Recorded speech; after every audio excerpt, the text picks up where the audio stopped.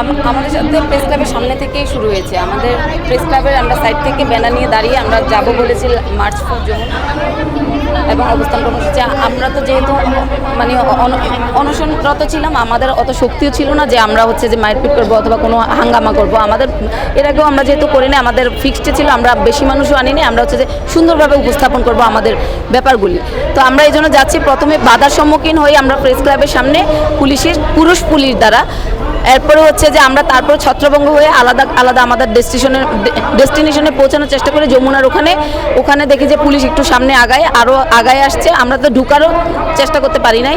ওখানে মহিলা পুলিশ সহ আমাদেরকে বাধাগ্রস্ত করে। আমাদের হচ্ছে যে এক সহকর্মী ওকে হচ্ছে যে অনবরত পেটে লাথি মারে, বুট জুতা দিয়ে। মহিলা পুলিশরা হচ্ছে যে আমাদেরকে লাঠি দিয়ে বাড়ি দেয়। আমরা কিছুই করতে পারি, আমরা বসে যাই। তখন আমরা বসে যাওয়ার পরে আমরা ভাবছি যে জিনিসটা ওদেরকে সুন্দর করে বুঝাই বলবো, কেউ আমাদের কথা শুনতে চায় না। আমাদের